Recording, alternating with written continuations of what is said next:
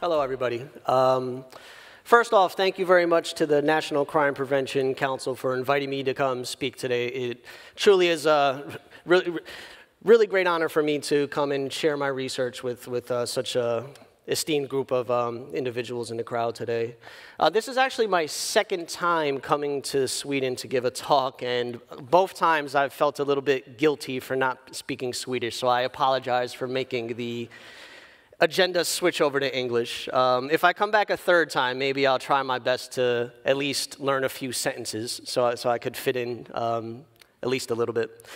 So what I plan on accomplishing today is essentially three broad goals. The first thing I'll do is I'll briefly discuss some of the overall takeaways from the academic research on video surveillance, or as it's commonly referred to, CCTV. The next thing I'll do is I'll discuss a series of long-term studies that I've conducted with some of my colleagues in America, specifically in Newark, New Jersey, in partnership with the Newark, New Jersey Police Department. We actually started working on that research back in 2010, and in January, we recently published what was our 8th research report. So it's actually been quite a fruitful and informative research project that I'm here to speak about. Third, I'll try to end my presentation with a very brief discussion of how I think all of this relates to the situation in Sweden, specifically the use of CCTV for crime prevention purposes. And I should be very forthcoming by saying for that third criteria, I'm going to cease the role of expert to everybody in the audience. You all are obviously the crime prevention professionals, the law enforcement professionals for Sweden, so I in no way intend to speak to you. Right? I kind of just want to give my perspective, and hopefully the information that I give at the final portion of the presentation can be used by everybody when they develop strategies around crime prevention and CCTV. So with all of that said, first things first. Why would CCTV prevent crime?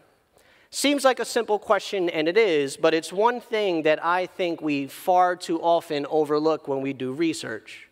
Before understanding whether a given strategy produces the intended outcome, so in this example, whether putting cameras up has some kind of public safety benefit, I think we first have to stop and think about, why do we expect this to work in the first place? If we think putting up cameras is a good idea, why? Why do we think that's a good idea?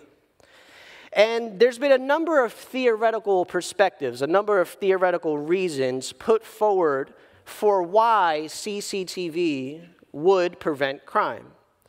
However, I think it's safe to say that the primary reason, the primary theoretical explanation, revolves around rational choice and the deterrence perspective. So essentially, I have a pretty simple diagram here that explains why people who put up CCTV cameras thinks it's a good idea. So essentially, we have a crime opportunity, and we have an offender in a specific context looking to take advantage of that crime opportunity. So what do? Right? As crime prevention experts, we try to block that opportunity by putting up some CCTV cameras. And what we're hoping is that the offender notices the cameras, decides that it's too costly, it's too much of a risk to try to take advantage of the crime opportunity, so therefore they don't commit the crime. They choose to desist.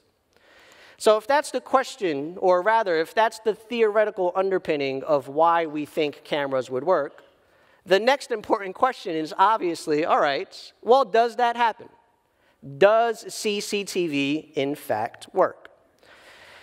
And our collective knowledge on video surveillance cameras' effect on crime prevention are nicely summarized by a series of systematic reviews and meta-analyses on the subject conducted by Brandon Welsh of Northeastern University and David Farrington of Cambridge University. Now, actually, the last effort was actually funded by the Swedish National Council for Crime Prevention. And essentially, if we look at the findings of this report, we come to three broad conclusions.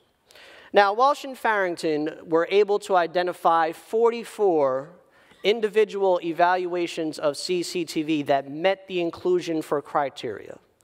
And essentially, the three main findings we have are CCTV seems to work best within car parks, and specifically against motor vehicle crimes. So that's when cameras, for whatever reason, seem to work best. Secondly, CCTV has shown, at least in this review, to have less effect on street-level crime within public places. So while, again, car parks seem particularly susceptible, particularly vulnerable to the effect of cameras, public places seem to be a little bit more resistant.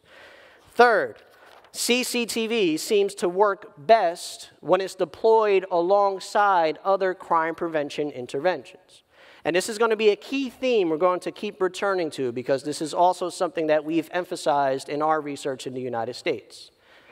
To put it bluntly, if you're expecting to put up a camera and for all of the potential offenders to see the camera and decide to go home and not commit crime, then you may be disappointed in the effect of video surveillance cameras. We think it takes a little bit more nuance, it takes a little bit more thought and proactive use in order to generate significant reductions. However, I should note, and we'll return to this at the end of the presentation, that the last review was done quite some time ago, back in 2007. We actually, in partnership with Welch and Farrington, I've joined the research team, and we've updated the review, and we have a couple of updated findings. And while the report's not public yet, I think at the end of the presentation, I'll spend a minute or two kind of giving a brief overview about how well these findings stand the test of time. Now, the Welch and Farrington review, personally, was very influential for me. Now, this is when I first got interested in the subject. I was still an employee for the police department at a crime analysis program evaluation position with the Newark, New Jersey Police Department. Essentially, I was the nerd in the office that the cops ran and got to whenever they needed statistics or anything like that. Maps. They asked me for maps quite often. And around this time, again, the Welch and Farrington report kind of took my initial interest in CCTV research and pushed it over the edge. So what I did is I started getting my hands on all of the original studies, right? All of the original evaluations that Welch and Farrington looked at. I started poring over them. And then I started noticing some, for lack of a better term, troublesome may be too strong of a word, but some themes in the research that gave me a little bit of pause, right, that I thought were important overlookings that were done by previous researchers. And this essentially provided the foundation and the bedrock for the later research that myself and my colleagues would do on CCTV. So essentially, I didn't think that most of the CCTV studies were particularly strong for two main reasons. The first one had to do with common units of analysis, right? Now, a unit of analysis, to give you the kind of 30-second spiel on what I mean by that, is what you look at, what you measure, to determine whether or not the strategy you're studying had an effect. Now, the most popular way research in the past has determined whether or not CCTV works is by looking at a neighborhood, looking at a police beat, looking at a police sector, measuring how many cameras those areas had, and then also measuring whether or not crime went up or down. Now, that didn't sit well with me because a camera can see what, right? Has anybody ever looked at a screen of a camera, of a video surveillance camera, and sees what the camera sees? Can a camera see a neighborhood? Can a camera see a police sector? No, a camera is very limited in scope. And to illustrate that point, what we're looking at here is we're looking at two districts in the Newark, New Jersey Police Department. These are actually the two districts that had the highest number of cameras in the city. No other districts had more CCTV than these two. And just by looking at the points, the orange points represent individual cameras, most of the districts can't be seen by CCTV. So if we were going to measure whether or not cameras worked and we looked at crime in the district, I would contend that we actually may not be measuring whether or not CCTV has an impact. Other researchers, I was not the first one to note that limitation. Other researchers have noted that limitation and have utilized a different approach. So essentially, the second most common approach to studying cameras essentially goes something like this. So understanding that looking at neighborhoods, districts, police beats is not the way to go, a number of researchers would take a camera site and then draw some kind of predetermined buffer zone around it, and then they would consider that the CCTV target area. And then in determining whether or not cameras worked, they used that rather than the big geographic boundaries. Now that's an improvement, but that also didn't sit well with me, because if we look at this, again, a 1,000-foot buffer, here's a camera. If someone commits a crime in the northeast street corner from the CCTV camera here, by this research design, that says that that crime has something to do with CCTV. That crime was committed in a video surveillance target area. Though, if we see, unless this is a super X-ray camera that can see through a city block worth of buildings, I would contend that the offender committing the crime here probably was not aware of the camera's presence. So with all, and actually the second problem, and this was a byproduct of my first office at the police department. When I was hired there in typical American city government fashion, you know, despite the fact that my hiring date had preceded my start date by about 8 months, they had no office space for me. So what they did is they kind of got a cubicle, put me in the room that would become the video surveillance room. And it took them about another 8 months for them to find me a permanent office. But in the meantime, I got to hang out with the video surveillance operators and see what they saw. And the one thing that struck me was, while we always talk about CCTV in terms of a system, right? New York City's CCTV system, Philadelphia's system, Stockholm's system. By looking at what the camera operators looked at, I appreciated that each camera essentially represented a system in and of itself. What happened around one camera, how one set of operators would utilize one set of cameras for crime prevention tactics, could differ greatly from how a different set of operators utilized a different set of CCTV cameras in a different part of the city. But research didn't look at CCTV effect that way. The vast majority of studies says, all right, we have a city here. This is Newark, New Jersey. We have 146 cameras. Most studies analyze whether or not those 146 cameras as a system prevents crime. And from seeing what the operator saw on a daily basis when the police department's figuring out where to put me permanently, I kind of started thinking that maybe that is the incorrect way to think about camera effect. If there's 146 cameras in the city, maybe it's better to think about this as 146 separate opportunities, separate efforts to prevent crime. So with all of that said, the first study that we did, we looked at the first 73 cameras that were installed in Newark. And going back to my first issue of microenvironments and looking at large areas may not truly reflect the impact of cameras, we first tested the effect of CCTV by trying our best to approximate using Google Earth and determining what this camera can see and what it can't see based on the presence of cameras, identifying the precise target areas for each one of the cameras. And when we did that, what we found was essentially that auto theft was the only crime type in the city to significantly reduce following the introduction of cameras. Now, as you're probably learning about me, I'm a bit of a stickler, and when I get an idea in my head, I kind of stick to it. And I didn't think we did a good enough job here. It's like, all right, that's fine, that's interesting. We use Google Earth to kind of approximate what the cameras can do.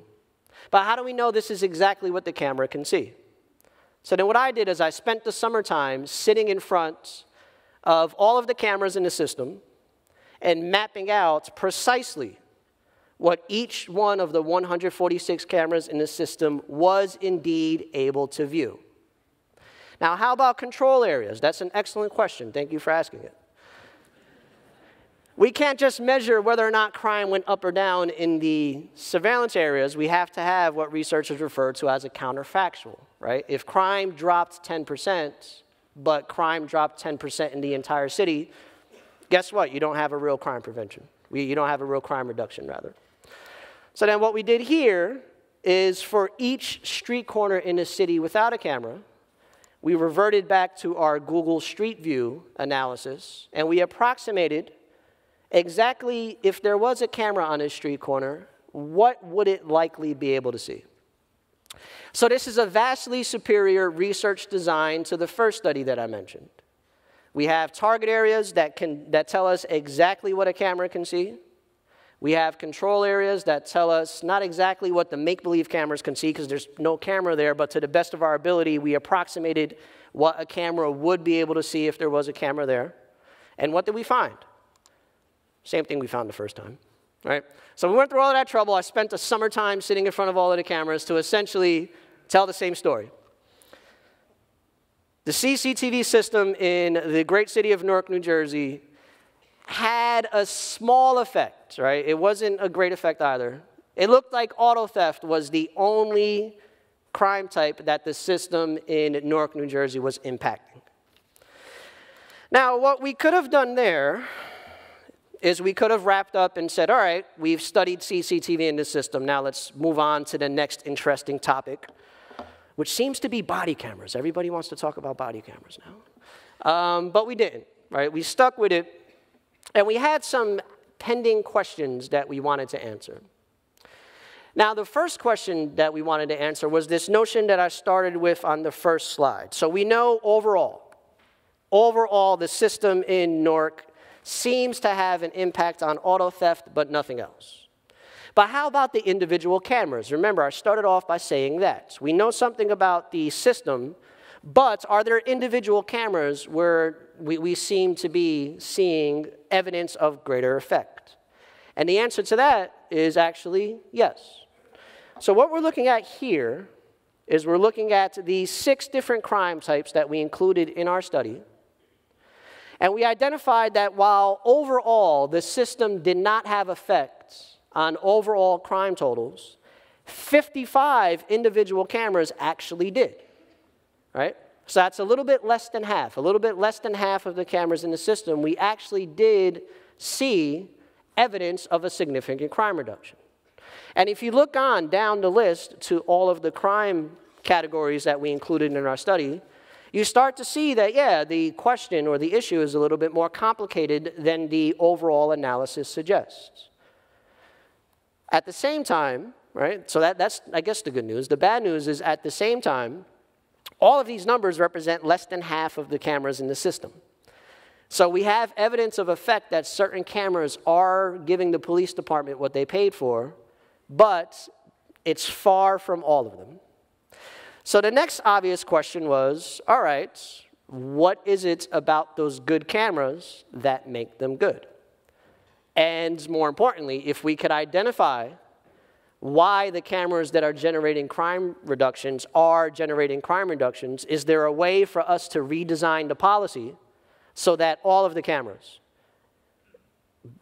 receive that same benefit? Now, there's a lot here, right? So for that portion of the analysis, we ran some regression analyses, and this is the findings. I'm not going to go into the details of all of the statistics because you all seem like very nice people, and I don't want to bore you with that detail. But I just want to highlight one pattern, right? So what we saw was that individual cameras that generated significant enforcement activity, so essentially when a camera operator saw some evidence of a law being broken and alerted the police, and the police arrived on time to actually do something about whatever was observed by the operator, the cameras which generated that type of activity most often were the cameras where we saw a significant reduction of crime. And what we thought was exciting, I don't think is too much of a stretch, we saw that, again, keep in mind that the overall research suggests that cameras have very little bit of effect on violence. And when we did the study in Newark, we also found a similar finding, right? The camera system did not seem to have much of an effect on violence. However, cameras that generated large amounts of camera enforcement indeed experience a significant reduction of violent crime. And the same thing with overall crime. So what does that mean? So with that information in hand, we went back and we started to reconsider what we, as individual researchers, but also we in terms of the entire field, have explained as the theoretical reason why a surveillance camera would work. Again, this is what we've been assuming all of these years. Offender wants to take advantage of a crime opportunity, we put a camera, the offender does not commit crime because there's a camera there.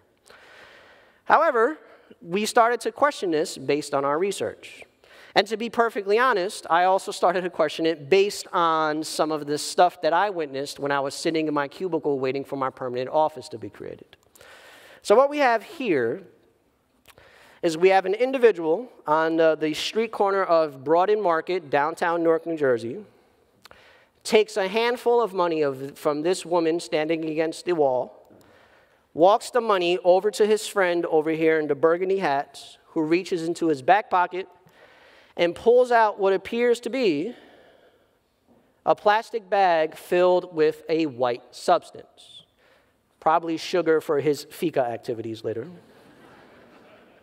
He gives the white substance to the man, he walks it back to the woman. What we have here, open air drug market in front of the Oasis Bar in the South District of Newark, New Jersey. You'll see everybody starts running off screen to the right. We have a gunman enter the frame. He shot one person who managed to run around the corner, and he shot a second person who falls on the street, as we can see right there in the middle of the screen. As he's running by, the gunman, just to make sure he gets the job done, stops, turns around, kneels down, and shoots the gentleman twice in the back of the head. Okay. So maybe when we put up cameras to scare people out of committing crime, maybe it's a little bit more complicated than that. Now, no one here is familiar with, I'm assuming nobody here is familiar with Newark, New Jersey, so one question you may have is, well, cameras are very advanced, right? How do we know those cameras weren't very far away and the operator wasn't zooming in?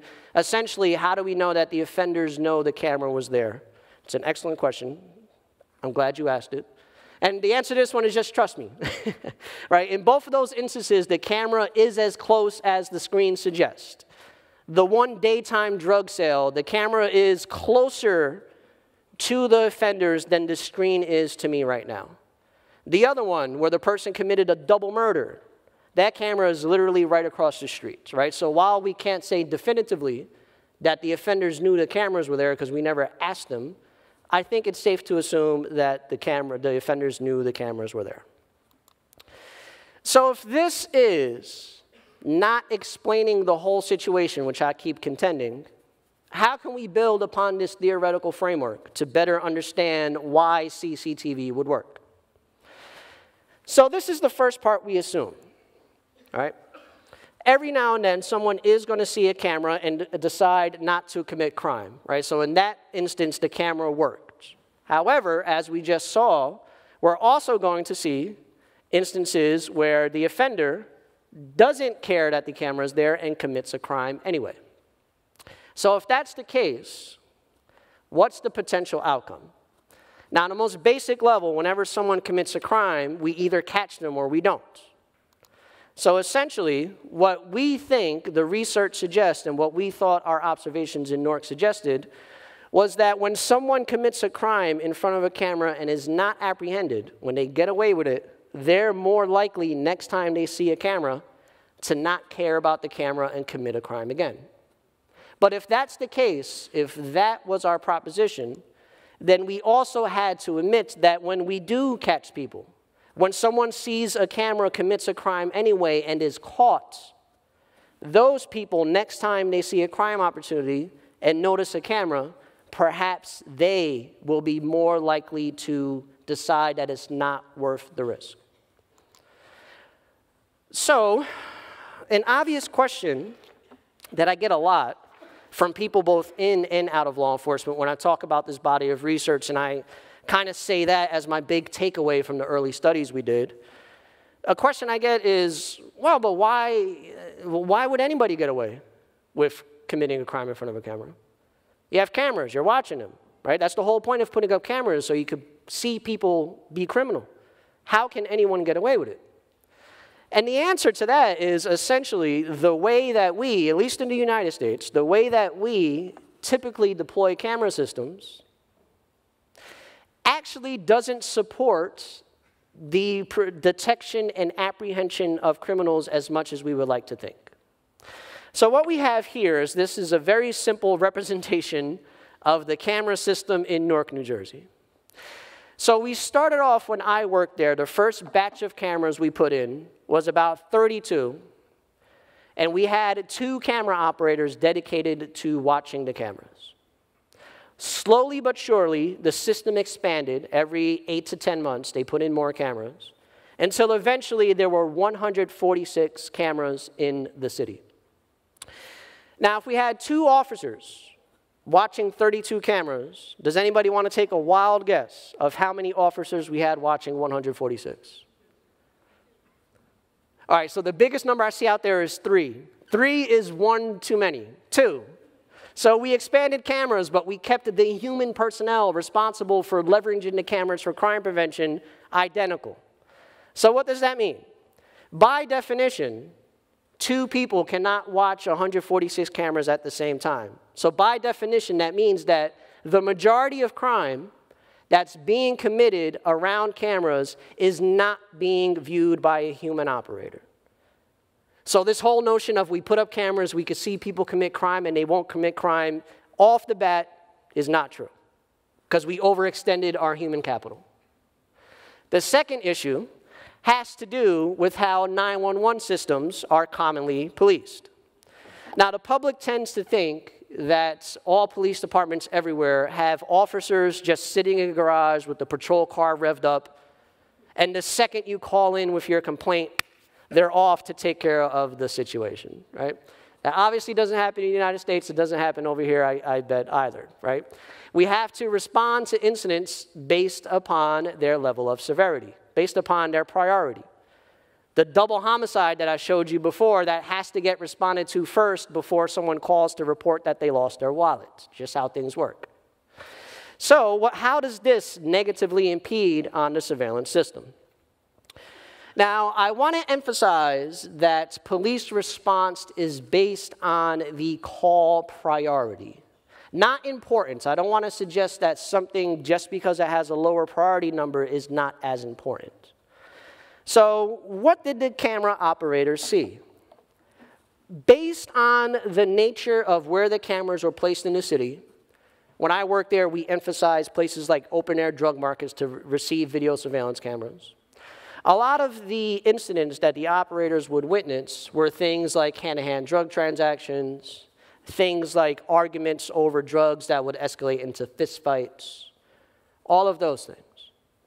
Now, while those are important from a crime prevention standpoint, in a large metropolitan area, they may not necessarily be high priority. Police may actually have to deal with other incidents before they take care of those. And this is a fictitious illustration, but it's one that represents a process that I witnessed over and over and over when I worked at the police department. So let's say, hypothetically speaking, the CCTV operators view someone in a drug location that may be armed.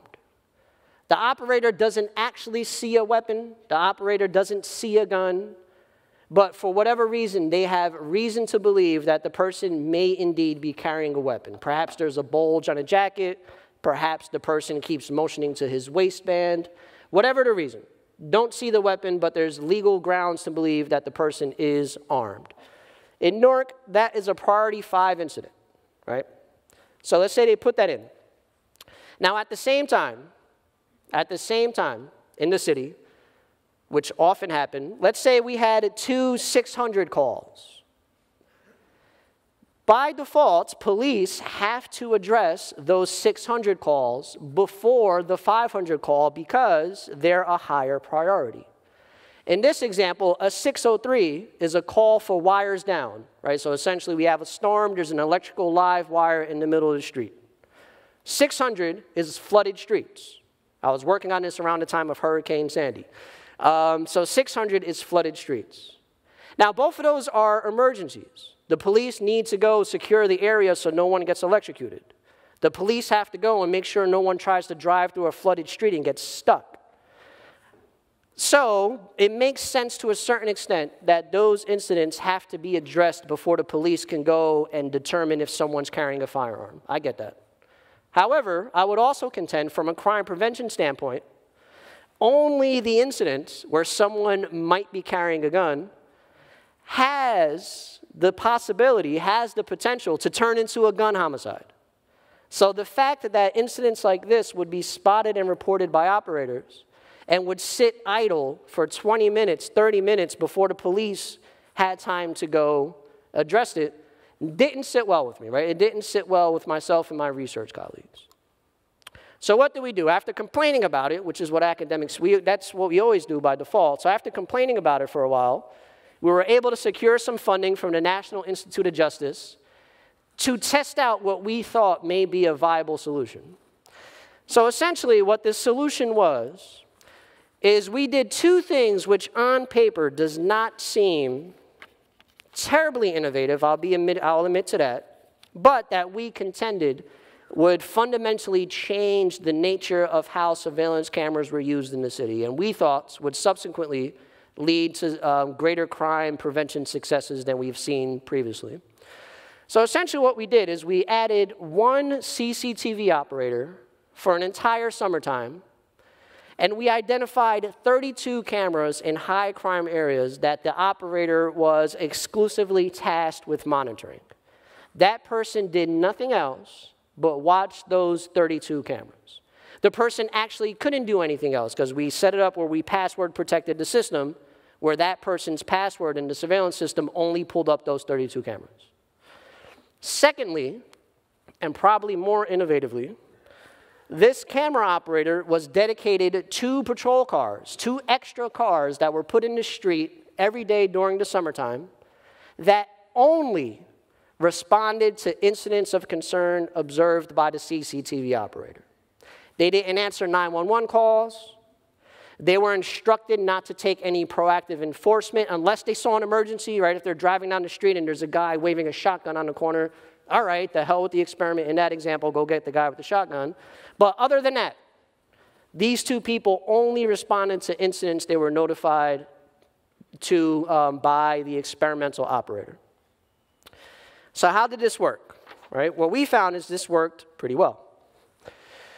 So remember what I said first, right? I said that the normal way cameras are used in policing does not increase enforcement as much as you would think.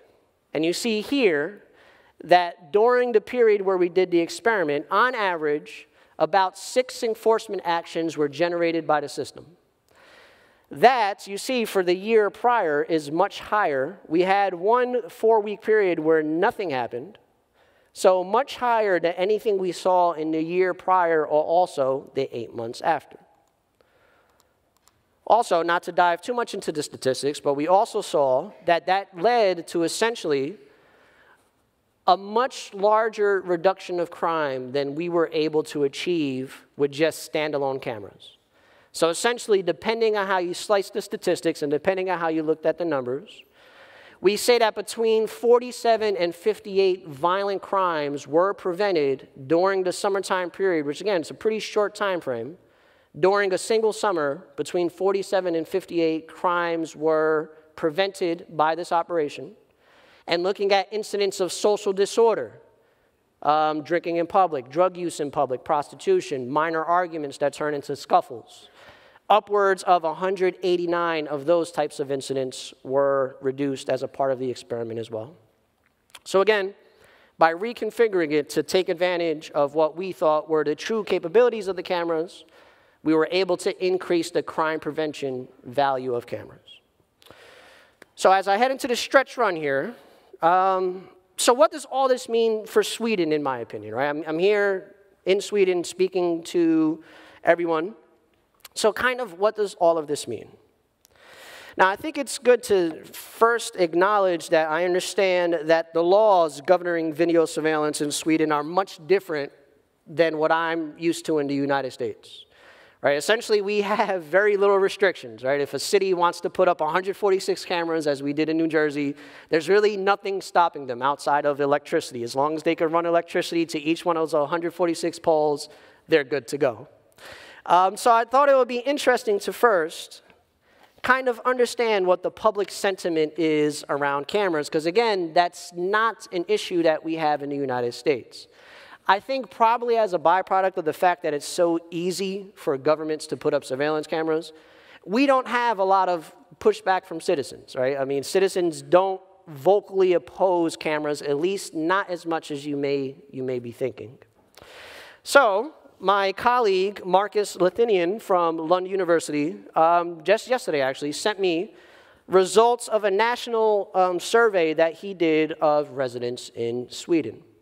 So essentially what he found was that despite the lax laws, that citizens are actually very positive towards the use of video surveillance in public places. So essentially, he found that 90% of respondents said that they were either quite positive or very positive opinion on the use of CCTV in public places. More so, 72% of respondents in the country said that they actually wanted more cameras to appear in public. And lastly, 83% of respondents either partially or strongly rejected the notion that public video surveillance cameras rejected the notion that the presence of video surveillance cameras in public were an invasion of their privacy. So essentially, broadly speaking, this suggested to me, at least from looking at it, that there actually is a large amount of support amongst the general public in Sweden for the use of video surveillance cameras. And actually, if you wanted to expand video surveillance cameras a little bit, it looks like there wouldn't be much pushback from that. Now, the second lesson, I think, for Sweden comes from my research, but also it comes from the updated CCT review that I alluded to at the beginning. Now, again, this report is not public yet, so everyone has to promise to not tell anybody about this. Also, anybody who happens to be like watching this video on the website after it's posted, they have to promise as well. All right, I trust you all. So essentially, we redid the analysis, and the first thing we noticed is that CCTV research has actually become quite popular. When the last time the review was done in 2007, Walsh and Farrington identified 41 studies that were sufficiently rigorous to be included in the test. When we redid it recently, we actually found that that number is actually now 76. Right? So actually, it's almost an increase of 85% plus in the number of individual studies that have been done. The second thing we found was that, again, car parks did once again exhibit the strongest level of effect. So we can still say that CCTV, when you look overall, works best in car park environments. However, and this is an important however, we now see that city surveillance cameras in city or town centers and in residential neighborhoods, while the effect is not as large or as significant as car parks, actually CCTV suggests, the research suggests that CCTV can produce crime prevention in those areas as well, right? So that's a little bit different than the last review. Again, car parks still work best, but it is now inaccurate to say that cameras don't work anywhere else. The research simply does not support that observation any longer. The second kind of layer of analysis we added here was looking at this notion of how cameras are used. Now, broadly speaking, CCTV systems can be either actively monitored, right? So you have people sitting there watching the cameras, or they could be passively monitored, where no one actively looks at a camera until after a crime happens. Now, at least for the evaluations that allowed us to make a classification, we found that actively monitored cameras are much more effective than passively monitored cameras. So when an agency is able to dedicate human resources to actively monitoring cameras for the purpose of detecting crime, research suggests that that works better at prevention of crime than passive systems.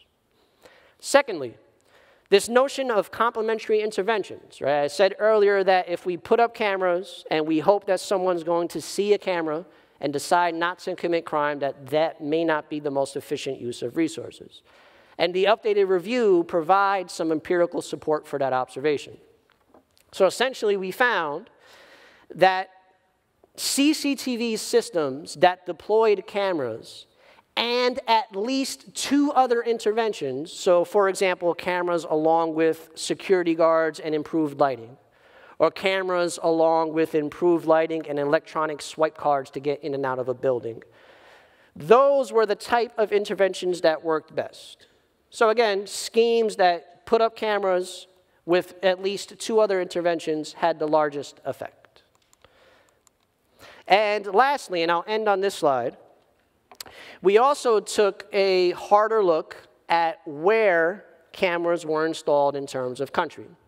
Now, the previous reviews essentially said that CCTV worked in the UK, but that for all other countries, no significant effects were observed. Here, again, we identified that the UK had the strongest level of effect, and also most studies were done in the UK, so the fact that they're still detecting a reduction is quite telling. But you see that 2 other countries have joined the party. We also noted that South Korea generated significant effects, though the reason why it's not highlighted in red is because the sensitivity analysis kind of raised some questions. But your home country is Sweden. You see that the CCTV evaluations that have looked at the country of Sweden have identified significant effects. And that significant effect did not go away when we did the sensitivity analysis. Now, an important caveat here is that we have a pretty small number, right? We only identified 4 sufficiently rigorous evaluations in the country of Sweden to be included in the analysis. So I have to caveat this by saying more research is necessary on CCTV in Sweden. However, the early results are actually supportive of you actually taking the initiative to do this type of research, because it seems that CCTV in this country may indeed be effective. So with that said, I want to thank everyone for their attention. You can feel free to email me or tweet me if you wanted to continue the discussion offline. If you wanted a copy of the presentation or any of my reports, you could do the same. So again, thank you very much.